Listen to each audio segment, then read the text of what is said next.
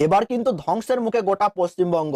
আগামী 10 থেকে 15 বছরের মধ্যেই সমুদ্রের জলে কিন্তু তলিয়ে যেতে চলেছে শহর কলকাতা। আর এমনটাই কিন্তু স্পষ্টভাবে জানিয়ে দিচ্ছেন বিশ্বের তাবড় তাবড় বিজ্ঞানীরা। ভূতত্ত্ববিদরা বলছেন এখন যাদের বয়স নাকি 40 থেকে 45 বছরের মধ্যে রয়েছে তারা নাকি তলিয়ে যেতে দেখবেন শহর কলকাতাকে। বিশ্বের বড় বড় বিজ্ঞানীদের কাছ থেকে পাওয়া এই রিপোর্টের তথ্য অনুযায়ী সারা দেশের নাগরিকরা কিন্তু ইতিমধ্যেই চমকে উঠেছেন। আর কয়েক বছরের মধ্যেই সাগরের জলে কিন্তু তলিয়ে যাবে কলকাতা। তো গবেষকদের মতামত অনুযায়ী কোন কোন কারণের উপর ভিত্তি করে আগামী কয়েক বছরের মধ্যেই কলকাতা তলিয়ে যাবে সমুদ্রের জলে, এই বিষয়ে কি আশঙ্কার বার্তা দিচ্ছেন গবেষকরা, তো তা নিয়েই কিন্তু আমি আজকে আপনাদেরকে জানিয়ে দেব এই ভিডিওটির মাধ্যমে। তো বিস্তারিতভাবে জানতে হলে অবশ্যই ভিডিওটি মনোযোগ সহকারে শেষ পর্যন্ত দেখবেন। সাথে আপনার জেলার নাম ভিডিওর কমেন্ট বক্সে কমেন্ট করে জানিয়ে দেবেন এবং ভিডিওটিতে ছোট্ট একটু লাইক করবেন।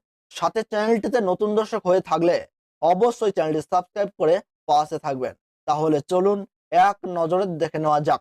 কিছুদিন আগেই গঙ্গার কারণে গোটা বিশ্ব থমকে দাঁড়িয়েছিল, আর সেই ক্ষত কাটতে না কাটতেই আবার বিজ্ঞানীদের এই মতামতকে ঘিরে কিন্তু তীব্র চাঞ্চল্য ছড়িয়ে গিয়েছে সারা বিশ্ব জুড়ে।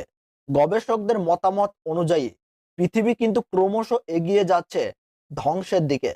পরিবেশবিদদের দাবি মহানগরীর মাটি নাকি আস্তে আস্তে ধসে যেতে শুরু করেছে, যা আর মাত্র 10 থেকে 15 বছরের মধ্যেই কলকাতার প্রাণ কেন্দ্র ধর্মতলার উপর দিয়ে বইবে বঙ্গোপসাগরের জল।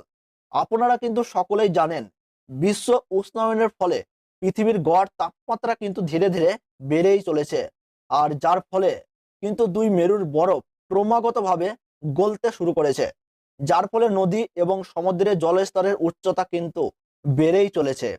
আর পরবর্তীকালে সমুদ্রের জলস্তরের উচ্চতা কিন্তু স্বাভাবিকভাবেই বৃদ্ধি পাবে, যার ফলে কলকাতায় কিন্তু প্রতিদিন জোয়ারের জল ঢুকে যাবে।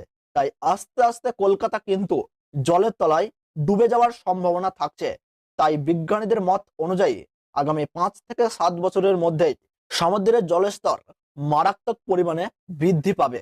আর ভবিষ্যতে এই নিয়ে কি হতে পারে তা কিন্তু আর কয়েক বছরের মধ্যেই স্পষ্ট হয়ে যাবে। কলকাতা থেকে সমুদ্রের দূরত্ব যত কম হবে ততই লাগাতার গতিতে কিন্তু মাটি ধসতে শুরু করবে। আর যার ফলেই নাসার বিজ্ঞানীরা কিন্তু দাবি করেছেন আগামী 10 থেকে 15 বছরের মধ্যেই কলকাতা কিন্তু তলিয়ে যাবে জলের তলায়। আমরা কিন্তু সকলেই জানি কলকাতার বড় বড় কয়েকটি জায়গা জলাজমি বুঝিয়ে তৈরি করা হয়েছে, যার ফলে ভয়ের একটি বড় ইঙ্গিত থেকেই যাচ্ছে।